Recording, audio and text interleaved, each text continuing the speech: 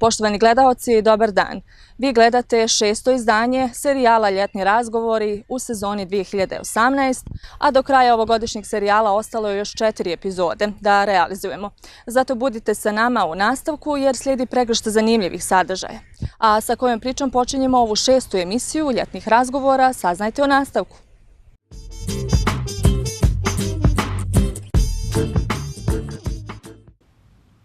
Naše današnje druženje u okviru Ljetnih razgovora provešćemo uz naše prijatelje iz opštine Istočna Ilidža. Zadovoljstvo je i ove godine pozdraviti načelnika opštine Istočna Ilidža, Marinka Božovića. Dobar dan. Dobar dan i također koristim priliku da pozdravim vas i vaše gledaoce i sve one s kojima smo se družili u proteklih godinu dana između ove dvije emisije i sve ono što smo radili, što smo najavili da ćemo raditi, uspješno realizovali ili počeli realizaciju svih tih stvari. U svakom slučaju, ovo je još jedna prilika da predstavimo opštinu Istočna Ilidža i sve one projekte koje radimo, a naravno zahvaljujući vama. Gospodine Božoviću, tačno je prošla godine dana od našeg posljednjeg susreta upravo na ovom istom mjestu. Evo prilike da sumiramo sve aktivnosti koje su se desile u proteklom periodu, odnosno u godini koja je iza nas. Podsjetimo također i naše gledaoce na značajnije projekte koji su realizovani u proteklom periodu. Pa evo, opština Istočna Ilidža je u proteklih godinu dana bila, mora da kažem, jedno veliko gradilište. Pored onih stvari koje su u nadležnosti lokalne zajednice o kojima smo pričali i počeli da ih radimo i ambijenta koji evo posljednjih nekoliko godina stvaramo. Na teritoriji opštine Istočna Ilidža su se desili i neki kapitalni projekti koji su od značaja ne samo za opštinu Istočna Ilidža, već i za Republiku Srpsku i za Bosnu i Hercegovinu. Prije svega mislim na izgradnju bolnice u Istočnom Sarajevu čija gradnja ide dinamikom koja je zaista zadovoljavajuća i stanovnici ovog dijela Republike Srpske će uskoro imati i ovu zdravstvenu ustanovu. Također državni zatvor je završen i vrlo brzo se očekuje njegovo otvaranje. Također, pored ovih projekata, opština Istočna Ilidža je realizovala niz projekata koji su u nadležnosti lokalne zajednice, misleći prije svega na razvoj infrastrukture, počev od putne infrastrukture, razvoja kanalizacione mreže, razvoja vodovodne mreže u svim mjesnim zajednicama, izgradnje nekih igrališta, pa sve do onih projekata koji kroz indirektan način doprinose razvoju privredne aktivnosti na području opštine Istočna Ilidža i stvaranju tog ambijenta o kojem smo pričali, jer ako se ne varam, tada smo rekli da se na teritoriji Istočne Ilidže gradi preko 15.000 metara kvadratnih poslovnih prostora, neki od njih su završeni, a neki su započeti. Također smo dobili neke nove investitore i sve ono što smo najavili u proteklom periodu se otprilike dešava nekom predviđenom dinamikom. Prošle godine također govorili smo i o planovima za razvoj biznis zone na području Krupca. Danas smo svjedoci već izgrađenih objekata koji su u funkciji, a sa druge strane također su neki u fazi gradnje. Jeste li zadovoljni sa napretkom radova? Pa zaista mora da priznam da između našeg posljednjeg razgovora i današnjeg dana 3 privredna subjekta su završili svoje poslovne objekte. Jedan od njih se nalazi u ovoj poslovnoj zoni, a 2 se ne nalaze u poslovnoj zoni od mosta do mosta koju smo tada popularno najavili. Međutim, novi privredni subjekti su odlučili da investiraju u ovu poslovnu zonu zahvaljujući podsticajima koje mi nudimo kao lokalna zajednica i ambijentu koji nudimo i prepoznavajući značaj ove putne komunikacije koja prolazi kroz Istočnu Ilidžu. Također je to jedan od razloga zbog čega su se oni i odlučili da dođu na teritoriju Istočne Ilidže i grade svoje objekte. proširuju svoje poslovne kapacitete. Mora da kažem da zadnji privredni subjekt koji je odlučio da investira na teritoriji istočne Ilidže je pekara Manja koja dolazi iz Banja Luke i koja ima namjeru da proširi svoje kapacitete na teritoriju najvećeg tržišta u Bosni i Hercegovini, a to je teritorija sarajevskog tržišta, i da sve one svoje proizvode po kojima su sigurno karakteristični u čitavoj Republici Srpskoj prošire i na ovu teritoriju, naravno zapošljavajući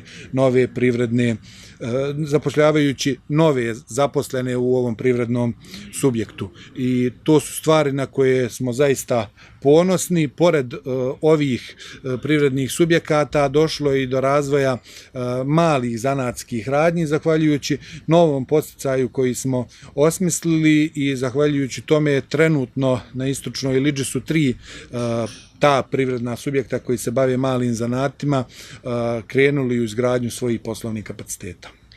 Brojni su i pozitivni primjeri podrške mladim ljudima. Primjetan projekat jeste Omladinska banka. Zatim imamo stipendije, zatim olakšice i za stambenu gradnju. Čini nam se da vi značajno radite na projektima kako bi zadržali mlade ljude na području vaše opštine. Pa činjenica da na teritoriji istočne Ilidže svake godine ima više stanovnika, i to je zahvaljujući tome što mi imamo ove pozitivne unutrašnje migracije, odnosno stanovnici Republike Srpske se odlučuju da žive na teritoriji grada Istočno Sarajevo, između ostalog na teritoriji opštine Istočna Ilidža, a mi im zato nudimo određene uslove i benefite koji su povoljniji u odnosu na ostale dijelove Republike Srpske. Naravno, tu je i blizina Sarajeva. Nama je interes da u mladim ljudima probudimo preduzetnički duh i da oni počnu sami da se brinu o sebi, odnosno da ne čekaju da ih neko zaposli, već zahvaljujući tim start-up projektima razvoja biznisa krenu sami, naravno uz podsticaj opštine kao nekoga ko u početku samog njihovog poslovanja može značajno da im doprinese. Tu nisu samo i ti podsticaji za Omladinsku banku, tu su i različiti podsticaji koje opština nudi za razvoj privrednih subjekata, razvoj poljoprivredne proizvodnje i nešto što zaista prolazi sa odobravanjem kod naših stanovnika.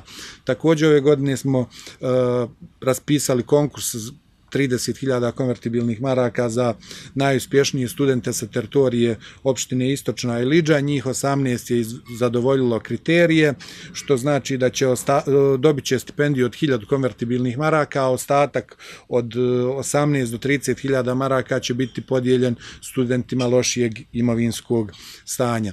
Pored svega toga, kao što smo to i prošle godine rekli, one odluke koje smo donijeli na Skupštini, a odnose se na oslobađanje mladih bračnih parova rente i uređenja na izgradnju individualnih stambenih objekata do 150 metara kvadratnih, su se pokazale prilično dobre, i mora da priznam da veliki broj mladih ljudi koristi ove povlastice, što nama doprinosi da teritorija opštine Istočna Ilidža ne ostane prazna.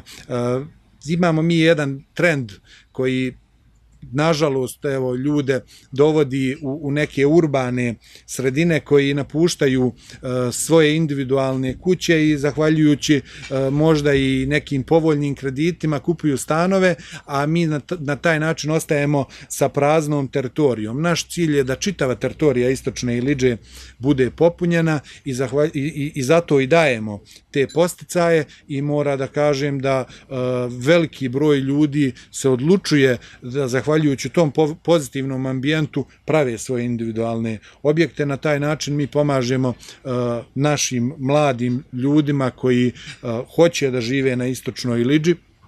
Pored svega toga, tu je i ona populaciona politika koja je bila usvojena prošle godine, ove godine je proširena. Trenutno imamo zahtjeve za nabavku, čini mi se, oko 160 udžbenika za naše osnovce i srednjoškolce sa teritorije Istočne Ilidže koji dolaze iz kategorija porodica sa 3 i više djece. To je nešto što smo ove godine usvojili i što će pred početak školske godine da bude i realizovano. Siguran sam da će do početka školske godine ovaj broj zahtjeva biti povećan, jer postoje i oni ljudi koji nisu bili upoznati sa ovim pozivom, i potrudit ćemo se da ih upoznamo prije početka školske školske godine kako bi svaki naš stanovnik koji dolazi iz kategorije porodica sa 3 i više djece, a ima u svojoj porodici učenika od 2. do 4. razreda, od 2. osnovne do 4. razreda srednje škole, mogao konkurisati i dobiti tih 150 maraka za nabavku udžbenika. Dosta toga je realizovano. Zanima me, a vjerojatno i većinu gledalaca će zanimati sljedeće pitanje koje ću vam postaviti, a tiče se početka rada državnog zatvora. Je li riješen spor oko finansijskih obaveza i problema sa vašom opštinom? Pa mi u principu, mora da kažem, nismo bili predmet nikakvog izazivanja problema, bar nešto se tiče nas. Ono što je opština u ovom slučaju uradila jeste čisto usaglašavanje sa zakonskim rješenjima koja su danas na snazi u Republici Srpskoj. Mi smo svoje rješenje izdali, naše rješenje je bilo predmet revizije nadležnog ministarstva, ministarstvo ga je potvrdilo. Nakon toga je jedinica za izgradnju implementacije državnog zatvora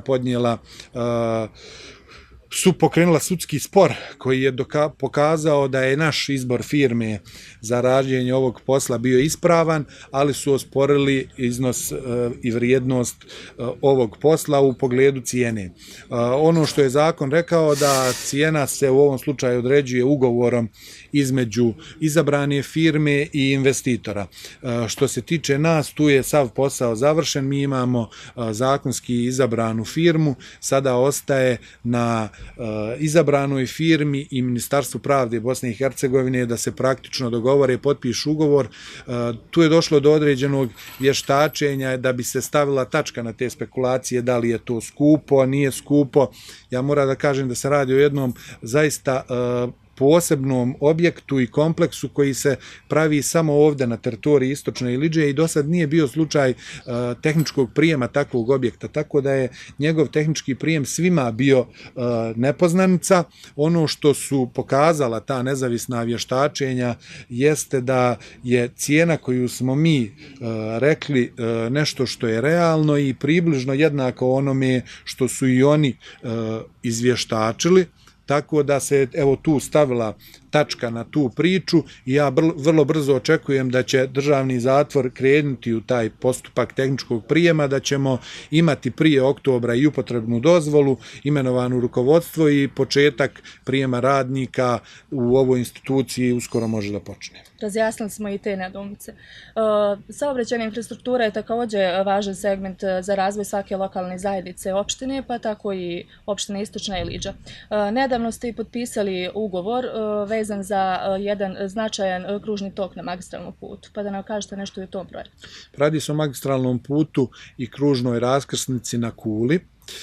Mi smo za ovaj problem o ovom problemu upoznali nadležno preduzeće koje gazduje magistralnim i regionalnim putevima u Republici Srpskoj, javno preduzeće Putev Republike Srpske još 2012. godine kada su se pojavili ovi problemi. Do izgradnje semafora je došlo prije svega zbog bezbjedonosnih razloga jer je bio povećan broj saobraćajnih nesreća na ovom lokalitetu. Zahvaljujući izgradnji semafora smanjen je broj saobraćajnih nesreća, ali je došlo do zastoja u odvijanju saobraćaja. Zahvaljujući najavi realizacije ovog projekta, potpisivanju sporazuma, mi ćemo imati rješenje ovog problema. Sigurno da će odvijanje saobraćaja na ovoj raskrsnici biti mnogo brže, da će naši stanovnici moći brže da dođu od poteza Vojkovića prema ostatku opštine Istočna Iliđa i naravno taj tranzitni dio magistralnog puta koji dalje ide od Sarajeva prema Foči i Podgorici da bude mnogo brži. Mi tu očekujemo i pored izgradnje ovog kružnog toka da se uskoro uđe i u izgradnju 4 trake koje povezuju Sarajevski aerodrom ovim magistralnim putem prema Podgorici, odnosno prema Baru, jer je to nešto što je najavljeno i od Evropske komisije. Sad, kad će se tačno ući u ovaj projekat, mi sa tačnom iz ove distance ne možemo da kažemo, ali sigurno da će i to značajno da doprinese da se ova kičma, ja bi tako rekao, opštine Istočna Ilidža dodatno razvije. Znači, zaista svaka zahvalnost onima koji su lobirali za ovaj projekat, a naravno opština je preuzela određene obaveze izrade projektne dokumentacije, izrade plana parcelacije, eksproprijacije zemljišta u koje smo već djelimično ušli i očekujemo da dobijemo povratnu informaciju od javnog preduzeća Putevi, da izradimo konačan projekat i da se u ovaj projekat može ući i raspisati javni poziv za izbor izvođača. Ponovo je aktuelna tema i o potrebi postojanja policijske stanice na području opštine Istočna Ilidža. Šta ste uradili na tom polju? Pa kada je u pitanju policijska stanica na teritoriji Istočne Ilidže, to je nešto što također je neophodno svakoj lokalnoj zajednici, a posebno Istočnoj Ilidži kao opštini koja se nalazi naslonjena na Sarajevo i pored svih onih prednosti koje nam ta blizina Sarajeva nudi, ovo je nešto što je opasnost i nešto što na neki način doprinosi da bezbjednost građana Istočne Ilidže usled nedostatka policijske stanice nije na adekvatnom nivou. Mi smo zajedno sa gradom Istočno Sarajevo i opštinama udruženim u gradu ušli u projekat nabavke bezbjedonosnih kamera koje će dodatno povećati nivo bezbjednosti u gradu Istočno Sarajevo i na teritoriji Istočne Ilidže, a trenutno smo obavili određene razgovore sa novim načelnikom policijske uprave koji ima zaista veliko razumijevanje kada je u pitanju i naš budžet i dao je zaista jedne racionalne i realne zahtjeve kada je u pitanju policijska stanica i mi očekujemo da ćemo ovaj problem zajedničkim snagama i sa Ministarstvom unutrašnjih poslova, a prije svega najvećom zaslugom opštine Istočna Ilidža vrlo brzo riješiti. I da će policijska stanica Istočna Ilidža, koja je formalno i formirana i koja posluje, radi i brine se o bezbjednosti građana Istočnog Sarajeva i zaista to su ljudi koje ja zaista posebno moram pohvaliti. Nadam se da ćemo im vrlo brzo obezbijediti prostorije za funkcionisanje i njihov adekvatan rad. Koji su to najznačajniji projekti koji će biti realizovani do kraja ove godine? Pa mi kao lokalna zajednica smo se na jednoj od prethodnih sjednica odlučili na kreditno zaduženje.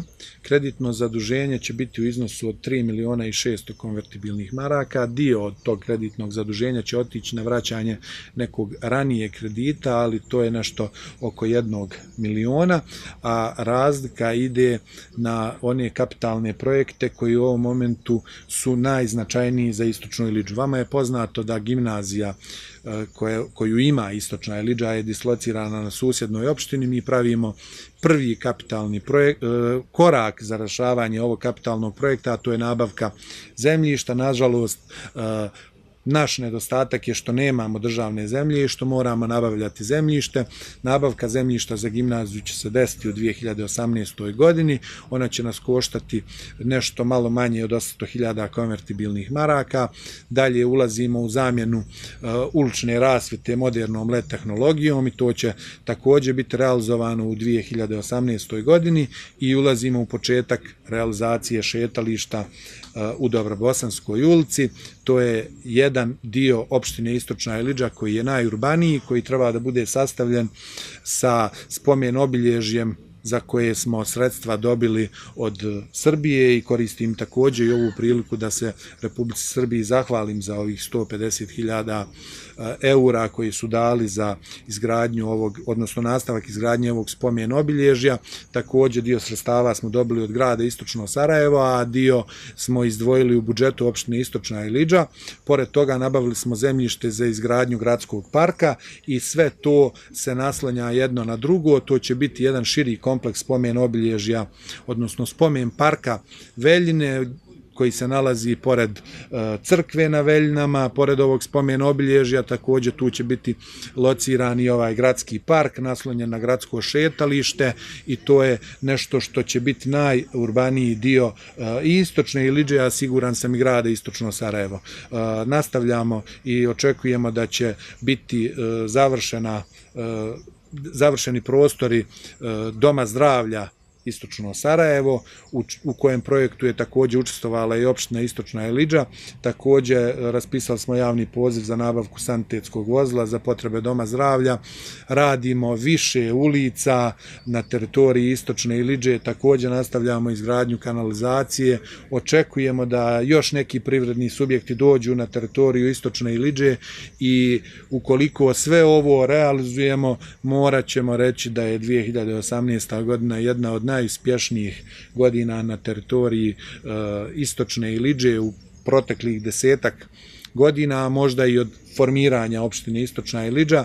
Sa kreditnim zaduženjem budžet bi nam trebao biti između 10 i 11 miliona konvertibilnih maraka i zaista one projekte koji su od značaja za opštinu Istočna Ilidža i za stanovnike opštine Istočna Ilidža ćemo realizovati. Naravno i razmišljamo o izgradnji opštinske zgrade, odnosno zgrade za opštinsku administraciju, ali to ostavljamo za blisku budućnost, jer između zgrade gimnazije i zgrade opštinske administracije smo se odlučili za zgradu gimnazije u ovom momentu, a naravno tražimo svoju šansu i za izgradnju ovog objekta. Aplicirali smo na više poziva, na posljednji poziv prekogranične saradnje između Srbije i Bosne i Hercegovine i također naši projekti su tu otišli u neku daleku fazu i očekujemo da bi se nešto moglo desiti i kada je u pitanju realizacija ovih projekata. Naravno, to više nije u našim rukama, ali sigurni smo da imamo dobre i kvalitetne projekte i da će doći do njihovog izbora od strane onih koji se bave svim ovim poslovima. Želim vam puno uspjeha u svim tim projektima koji ćete realizovati u narednom periodu i hvala na odvojenom vremenu za ljetni razgovor. Hvala vama još jednom što smo imali priliku da predstavimo opštinu Istočna Ilidža i zaista je uvijek zadovoljstvo biti vaš gost. Također, još jednom koristim priliku da pozdravim sve vaše gledaoce i slušaoce i da im poželim puno zdravlja i sreće u životu. A mi, poštovani gledaoci, slikom iz opštine Istočna Ilidža idemo do još jedne opštine, tačnije do opštine Rudo, gdje nas očekuje kolegica Jovana Lazović.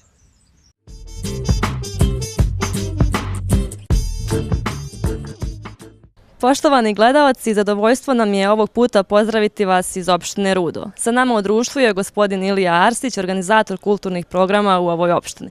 Gospodine Arsiću, dobar dan i dobro nam došli u emisiju Ljetni razgovor. Dobar dan i veliko poštovanje za vas i vašu televiziju. Hvala vam puno. Evo za početak, možete li nam reći nešto o samom Centru za kulturno-prosvjetnu djelatnost Prosvjeta Rudo? Koji su to segmenti kojima se poklanja najviše pažnje?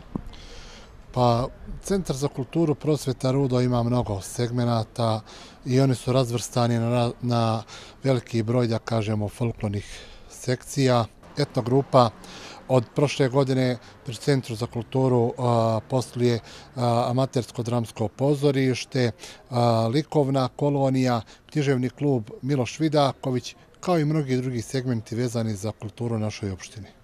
A koji su to tradicionalni datumi kojima opština poklanja najviše pažnje, a ne mogu da prođu bez vašeg učešća? Mi u toku godine imamo mnogo dešavanja, ali ja ću pomenuti par datuma koji su najznačajniji za opštinu Rudo. To su Vidakovićevi dani kulture koji se održavaju svake godine u decembru mjesecu, Petrovdanske svečanosti kada je slava opštine, sabor etnomuzike, međunarodna smotra folklora, kao i mnogi drugi. Lijepo je zaista što se prisjećate Miloša Vidakovića, našeg slavnog pjesnika, poete, kritičara, ali i pripadnika Mlade Bosne. Međutim, folklor i etnogrupe su ono što je prepoznatljivo po samom Centru za kulturno-prosvjetnu djelatnost Prosvjeta Rudo. Pa možete li nam reći nešto više o samom KUD-u? Pa možemo. Evo, u proteklom periodu, u prošlom mjesecu smo nastupali u Bugarskoj, u Karnobatu, gdje smo bili jedini predstavnici Bosne i Hercegovine i imamo mnogo dešavanja. Bili smo nedavno u emisiji Žikina Šarenica, a i u narodnom periodu ima mnogo gostovanja kako u Republici Srpskoj, tako i u Crnoj Gori, Republici Srbiji, a imamo i neke pozive za inostranstvo, tako da u narodnom periodu ćemo ono što je već dogovoreno nastupati na Zlatar Folk Festu u Novoj Varoši, nastupat ćemo na festivalu u Goraždu, dogovorili smo nastupe u Čačku, nastup u Zrenjaninu, Lazarevu, kao i mnoge druge. Gospodine Arsu, hvala vam puno što ste odvojili vrijeme za ljetne razgovore i podijelili sa nama kulturna dešavanja ove opštine. Hvala i vama.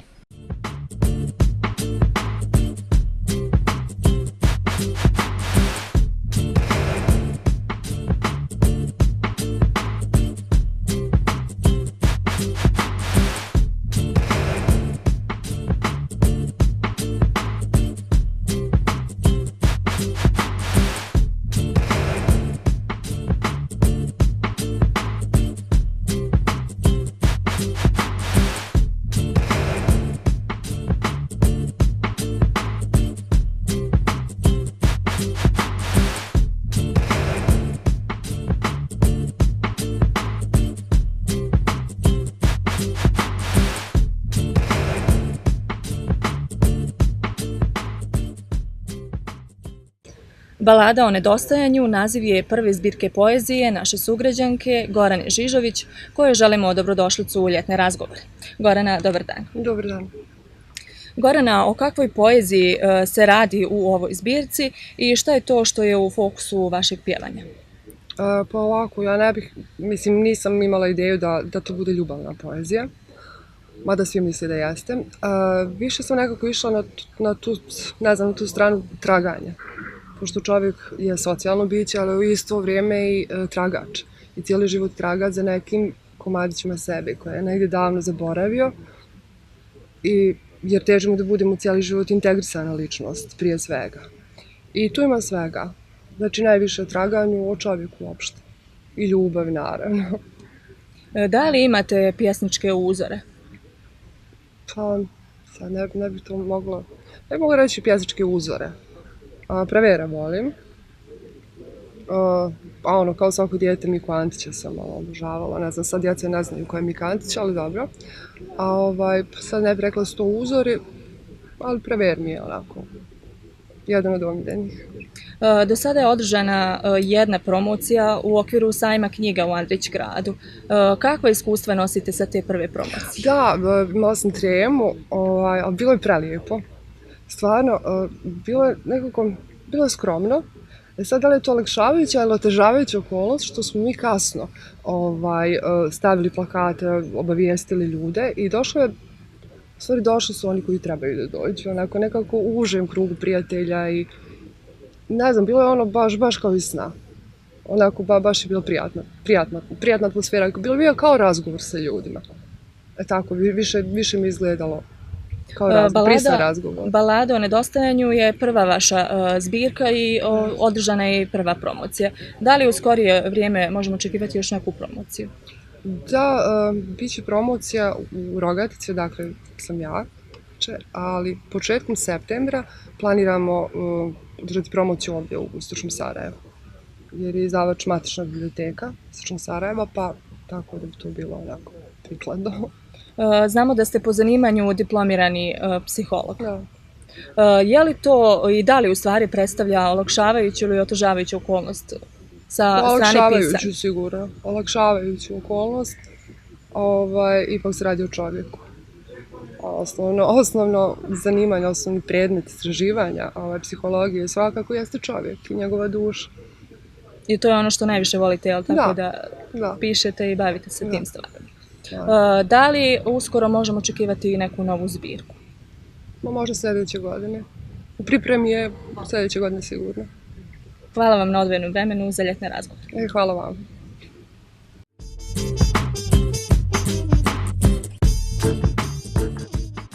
Poštovani gledalci, srdačan pozdrav upućujemo vam iz jedinog ruđanskog likovnog ateljea koji je u sklopu Centra za kulturno-prosvjetnu djelatnost Prosvjeta Rudo. Sa nama je pisac i slikar Radomir Rašo Jagodić. Dobar dan i dobro nam došli u emisiju Ljetni razgovori. Hvala i bolje vas dočekao i sa radošću. Hvala vama puno. Gospodine Jagodiću, među 12 knjiga koje ste objavili nalazi se i knjiga Vincent van Gogh, Ubistvo samoubistvom, koja je zainteresovala veliku čitalačku publiku, ali i pažnju kritičara. Možete li nam malo detaljnije pojasniti tematiku knjige i o kakvim je motivima riječ? Pa evo prvo da pokažemo i da objasnimo da je to prvi put u neki faktički 120 godina. Traje zavjera jer je stalno nam se jedna od mnogobrojnih svjetskih zavjera da je Van Gogh izvršio samoubistvo. Van Gogh nikad nije izvršio samoubistvo. Van Gogh je bio ranjen od jednog mladića s kojim se nalazi u žitnom polju 1890. 27. jula u 9:30 ujutru i Van Gogh je slikao ono svoje žitno polje s onim vranama, a dečko je bio malo pod alkoholom, potekao je pištolj i upucao ga je. Van Gogh je pogođen ispod lijevog abdomena i nemoguće, a pola ljudi ne zna da je Van Gogh bio lijevak. Nemoguće da čovjek koji je lijevak, kako da vam objasnim, treba da zada sebi ranu odozdo. Čak ni sa desnom rukom ne može to da uradi. A sa lijevom nema govora da to uradi. Van Gogh se vratio u 27. jula, kad je bio, vratio se u gostioncu Auberge Ravo, u Auvers-sur-Oise. Auvers-sur-Oise je jedna od parijskih arodismana, kako bi danas rekli, mjesnih zajednica, dijelova Pariza. I 2 dana do 29. juna 1890. godine u 1:30 noći je umro na rukama svog brata. To je istina. Međutim, i kroz filmove i kroz sve neprestano se iznosi jedna ogromna laž. I nekoliko godina sam istraživao i od pisama do zapisa policijskih, do uviđaja i prvo nema uopšte nikakvih indicija. Nemoguće je da to čovjek može da uradi. Nemoguće je u bilo kom položaju. I druga stvar, Van Gogh uopšte nije podnosio oružje. Plasirana je priča da je on nosio onakav pištolj pa gađao neke vrane. Čovjek se ježio i nije imao dovoljno novca da kupi taj dan i hljeb. Po pismima je to evidentno. A on sad uzeo pa pucao u sebe. I oni, svi ljudi koji o tome znaju, misle da je on stvarno te sekunde umro. Doktor koji je trebao da mu pruži pomoć, 2 dana uopšte nije mu pružio pomoć, ni to nije objašnjeno zašto. A samo 6 mjeseci poslije toga njegov brat Teo, koji ga je cijelo vrijeme izdržavao i štitio, je pod misterioznim okolnostima tvrde da je izvršio i on samoubistvo, da je poludio. Znači, nekoliko verzija postoji. Tek nekoliko godina poslije rata žena Teova je donijela tijelo svog brata, i sahranila i na zajedničkom seoskom groblju u Auvers-sur-Oise. To je jedna od tih stvari. Van Gogh je, na primjer, među prvima objasnio i slikao ono svoje čuveno nebo koje je zakrivljeno. To je čuvena galaksija Vrtlog, koja je tek prije nekoliko godina stvarno prikazana. On je uradio skoro 40 slika toga. Znači, 1890. godine. Slikajući prvi put u bolnici u Saint-Rémy je prvu sliku naslikao. I hiljade drugih stvari koje pokazuju dokle ide laž i ostalo. Ja sam počeo slikati zbog Van Gogha i ovo je neki moj dug Van Goghu. To zaista zvuči zanimljivo. Međutim, prije nego što ste došli u Rudo, bili ste potpredsjednik likovnih umjetnika grada Sarajeva. Šta je najviše zaokupilo vašu pažnju u ovom gradu? Postoje li neki posebni motivi kojima poklanjate najviše pažnje? Pa, kad smo došli, mi smo došli po odluci Vlade Republike Srpske, jer ja sam bio u srpskoj opštini Vogošća i svakoj opštini je određeno gdje će ona da ide. Nisu ljudi dolazili na svoju ruku. I ja sam se ovdje zaljubio i u ovaj grad i ove ljude, ali iskreno, i ovdje sam već 23 godine. To je jedno čudesno mjesto, putovao sam po svijetu puno.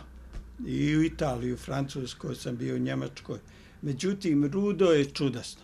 Rudo ima toliko motiva koje sam ja slikao. Znači, od kako sam Rudom naskao sam skoro 800 slika. Plakate, sve ono što je vezano za likovnu umjetnost. Ovo je jedna vrsta likovne radionice, jedine likovne radionice na području opštine Rudo. Znači, desetine i desetine Ruđana. Ja nisam zatekao ni jednu sliku grada, ni jedan portret. A možete li nam reći koliko su česte likovne izložbe u ovom gradu i koliko su mladi ove opštine zainteresovani za umjetnost uopšte? Pa vidite, ovo je likovna radionica pri Domu za kulturnu prosvjetnu djelatnost Prosvjeta Rudo i otvorena je svakom građanu opštine Rudo da može da uđe, da sjedi, da priča. Znači, bilo koga, obično ovdje dovedu đake iz vrtića, djecu koja kreću u prve razrede, jer ovo je da vidi kako izgleda jedan slikarska radionica, takozvani atelje. I to je jedini njihov susret sa umjetnošću. Nažalost, mi imamo vrlo malo izložbi zbog i materijalnih i drugih stvari, najviše 2 izložbe godišnje, a mislim da bi bilo dobro da ih ima više. U Rudom je osnovani književni klub Miloš Vidaković, vi ste njegov predsjednik. Možete li nam reći nešto više o tome?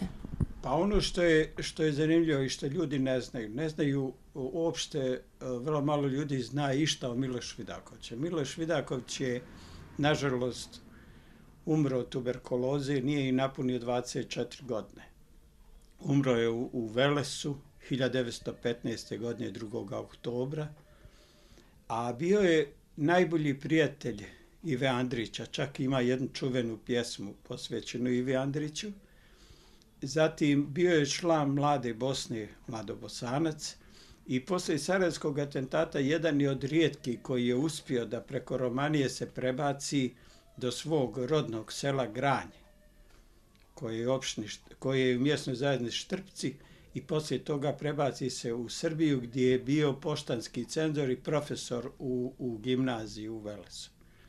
I mi smo 2000. godine pokrenuli da obilježimo dane Miloša Vidakovića i evo već ove godine će biti 18. godina kako je ta manifestacija prešla ne samo granice Rudog i Republike Srpske, nego je postala prepoznatljiva i na širim prostorima. Samo na ovogodišnjim književnom konkursu imali smo preko 560 pjesnika. Imali smo iz 11 zemalja, čak i iz Australije, iz Kanade, iz Amerike smo imali veliki broj ljudi koji se javljaju. Znači, Miloš Vidaković je, nažalost, ne znam zbog čega, bio skrajnut. Uspio sam da Rudo dobije čak i ulicu Miloša Vidakovića, jedna lijepa ulica koja se prije zvala Pionirska i dobila je ime Miloša Vidakovića. Zatim imamo veliki broj mladih književnika koji pišu, koji stvaraju, koji su dobili već ogroman broj nagrada. Znači, skupljamo se, radimo i borimo se. A svemu tome pomaže i Narodna biblioteka Prosvjeta Rudo, koja je ove godine bila među najboljim bibliotekama, to je prva biblioteka Republike Srpske. Biblioteka Rudo je proglašena za najbolju biblioteku u Republici Srpskoj i to je prvi put da biblioteka Rudo inače u svojoj dugoj istoriji, ona je preko 100 godina traje, dobije jednu takvu značajnu nagradu jer je prepoznata kao jedna od najboljih biblioteka zahvaljujući i ljudima koji rade, a i entuzijazmu pojedinaca. I konkretno direktora Narodne biblioteke Predraga Ostojića. Gospodine Jagodiću, hvala vam puno na odvojenom vremenu za ljetne razgovore.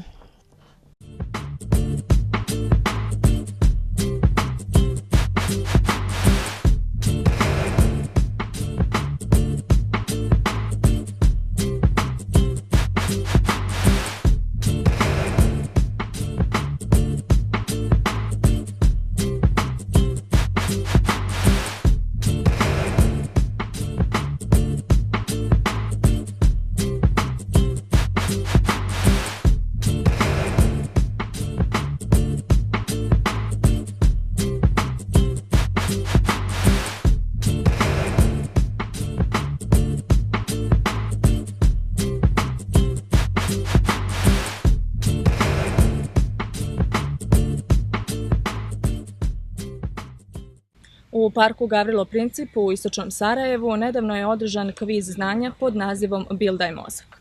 Ekipa Crvena furija, koju čini srednjoškolci iz istočnog Sarajeva, pobjednik je kviza. U narednim minutama ljetnih razgovora govorit ćemo o toj temi, a sa mnom u društvu je Ana Mijović i Boriša Knežević, kojim želim dobar dan. Dobar dan vama. Evo, odmah na početku ovog razgovora da vas pitam kako ste došli na ideju da organizujete ovakav tip događaja kao što je kviz znanja pod nazivom Bildaj mozak. Ovakva vrsta događaja je po prvi put organizovana u istočnom Sarajevu. Na ovu ideju smo došli da organizujemo na jednom sastanku, da bi se mladi aktivirali, da bi sebe promovisali, da bi se zabavili prije svega, da bi naučili nešto novo. U realizaciji ovog projekta ko vam je sve pomogao i sa kim ste sarađivali? U realizaciji ovog projekta pomogla nam je asocijacija XY i Forum Teatar, istočno Sarajevo. Koliko ekipa je se predstavilo na ovom takmičenju i koliko takmičara je činilo jednu ekipu? Na ovom takmičenju bilo je 4 ekipe po 3 člana. Kako ste došli na ideju da upravo klub nosi naziv Budi muško? Zašto baš taj naziv? Pa naš pravi naziv je Budi muško klub, Budi žensko savez. Na tu ideju smo došli zato što se mi najviše borimo protiv nasilja u našem kraju, tačnije u našoj okolini, da pokažemo šta znači to biti muško, a šta žensko. Evo, Borišu, da pitamo ko sve čini klub i koje aktivnosti se sprovode u samom klubu? Pa klub prije svega čine mladi ljudi, tačnije srednjoškolci, učenici od 15 do 18 godina koji su aktivni u klubu i koji provode zajedno sa nama akcije, kojih trenutno ima oko 30-ak. Ali od tih 30, 15 je aktivnih, hajde da kažemo, članova, a akcije koje provodimo sa tim učenicima i mi sami jesu da pravimo neke razne akcije, kao što je bila jedna od ovih akcija kviz opšteg znanja, a neke od drugih akcija jesu da provodimo i aktivnosti po srednjim školama gdje edukujemo mlade na samu tu temu nasilja, ali i na mnoge druge teme kao što su rod i pol, etiketiranje i ostale. To se provodi u srednjim školama već 2 godine, zajedno sa isto tom asocijacijom XY, sa njihovom saradnjom i sa njihovim edukatorima. Mi smo se edukovali, samim tim prenosimo ta naša znanja o tim temama djetetoj u srednjim školama. I samim tim mi smatramo da je to od velikog značaja, kako bi edukovali mlade ljudi, kako bi im približili šta je to nasilje i šta su te sve ostale teme i naravno da bi im pomogli ako već ima neko od njih problem sa tim nekim, da li to bilo nasilje ili bilo etiketiranje ili neka druga važna tema. Moram pitati šta je osnovni cilj ovog kluba? Pa osnovni cilj prije svega jesu te i radionice kako bi edukovali mlade ljude, ali isto tako smo se u zadnje vrijeme bazirali na organizovanju ovakvih i sličnih akcija. U narednom periodu isto tako planiramo da organizujemo da li još neki kviz, to ćemo još da vidimo, ili neku drugu aktivnost gdje ćemo na isto neki sličan ili isti način dočarati mladim ljudima kako je to, kakvi sve to imamo, ne već vrste nasilja, nego i neke druge te teme, kako bi im bilo lakše da to sve shvate i savlada, naravno kroz neki zanimljiv i edukativan način. Da li planirate ovakve i slične projekte i u narednom periodu? Pa sad, kao što sam rekao, planiramo, već imamo neke planove. Sljedeće što nam jeste da ove sada ekipe koje su se dobro pokazale nagradimo. Nagrade jesu da će prvo plasirana ekipa ići zajedno sa nama na jedan dan na bazen, dok drugo plasirana ekipa će ići sa nama na kuglanje. To su isto neke 2 motivacione aktivnosti, dok smo 3. ekipu nagradili sa jednom skromnom porodičnom picom, da bi moglo da i oni dobiju nešto. Divno.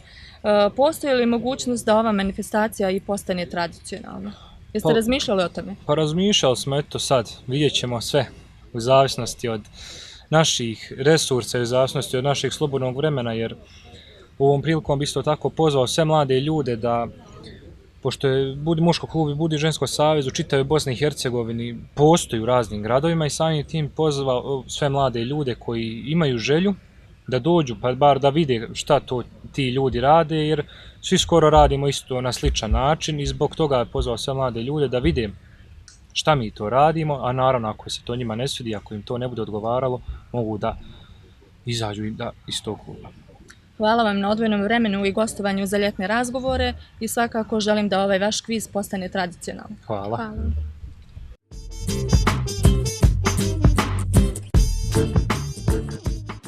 U ljetnim razgovorima ovaj put pričamo o džudou.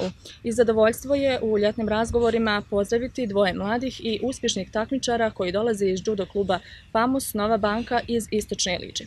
Sa mnom u društvu je Mila Petrović i Igor Vračar. Dobro nam došli u ljetne razgovore. Hvala. Na početku ovog razgovora odmah da kažem da ste oboje u svojim kategorijama na posljednjim takmičenjima bili među 10 najboljih u cijeloj Evropi. Evo prilike da sumiramo utiske sa tih takmičenja i da govorimo o trofejima koji su iza vas u ovoj godini i godini koja je iza vas. Evo da krenemo od Mile. Pa na početku godine je bilo državno i republičko prvenstvo za seniore i bilo nam je važno da odbranimo titulu od prethodne godine. I to smo uspješno odbranili. Iza toga je bilo juniorsko prvenstvo Republike Srpske i države, naravno. I tu smo isto uzeli zlatnu medalju, kao i na kadetskim prvenstvima. Balkansko prvenstvo za juniore je bilo prije par mjeseci i naporno smo trenirali, radili za to i naravno smo se domogli medalje i osvojili 3. mjesto. Poslije toga je bilo prvenstvo Evrope u Sarajevu ovdje. I sa 3 pobjede i 2 poraza sam bila 9. na prvenstvu Evrope. Igore, isto pitanje i za tebe. Evo, kada govorimo o takmičarskoj sezoni, i iza tebe je također fantastičan rezultat. Pa da, dakle, ja sam godinu započeo takmičenjem Evropskim kupom u Foloniki u Italiji, gdje sam izgubio za 3. mjesto i zauzeo 5. mjesto. Poslije toga smo imali, dakle, kao što je Mila već rekla, nacionalna prvenstva, gdje sam postao kadetski prvak države i naravno balkansko kadetsko gdje sam postao prvak Balkana, juniorsko balkansko gdje sam bio 3. i evropsko prvenstvo gdje sam zauzeo 7. mjesto. Znamo da svaki sport iziskuje dosta rada, truda. Koliko često vas dvoje trenirate? Da li su to neke svakodnevne i samostalne vježbe ili treninzi u klubu? Pa naš klub nam je omogućio vrhunske uslove u kojima se mi možemo spremati za sva takmičenja, tako da ujutru navečer imamo 2 treninga i mimo toga nekad radimo za sebe posebno. Igore, koliko ti često treniraš? Pa da, svaki dan imamo trening ujutru i navečer, a ponekad i mi znamo da ubacimo popodnevni trening. Šta je bilo presudno da izaberete baš judo, da se judom bavite? Pa moj otac je bio isto šampion kao ja, ali nekim starim vremenima, tako da sam krenula njegovim stopama i evo, sad smo ovdje. Igore, a ti? Pa ja sam judo sport izabrao, prvenstveno sam htio da se bavim nekim sportom i otišao sam prvo, dakle, u najbliži judo klub Slaviju, tu nas uslov, mogu reći, nisu svidli i onda smo otišli da se bavim, to jest u judo klub Famus. Imaš li možda želju da se oprobaš u još nekom sportu? Pa ne. Pored judoa? Ne. A ti, Mila? Ne. Zašto? Pa zato što smo sad sve fokusirali prema judu i prema daljnjim uspjesima i rezultatima, tako da ništa dalje. Posjetili smo i vašu Facebook stranicu, odnosno Facebook stranicu vašeg kluba. Ono što smo mogli vidjeti je da pored treninga i takmičenja vi se lijepo družite. Da li među vašim kolegama iz kluba ima i dosta prijatelja? Naravno da ima, prvenstveno smo jedna velika ekipa i porodica, tako da ima, mislim, tu smo sklopili mnogo prijateljstava i to je to. Kada vas očekuje neka sljedeća takmičenja, da nam kažete nešto i o tome? Pa eto, prvo sljedeće takmičenje koje nas očekuje je republičko prvenstvo za mlađe seniore do 23 godine krajem septembra i tu jurišamo na titul. A kod tebe, Mila? Pa imamo tu republičku, jedan državnu i naravno očekujemo tu zlatnu medalju na oba takmičenja. Pa krajem godine imamo Evropski kup u Džeru u Mađarskoj, gdje smo prošle godine bila 5. plasirana, izgubila u borbi za medalju. Tako da ćemo ciljati da osvojimo ove godine medalju. Hvala vam na odvojenom vremenu za ljetne razgovore i želim vam puno uspjeha u daljnjim takmičenjima. Hvala vama.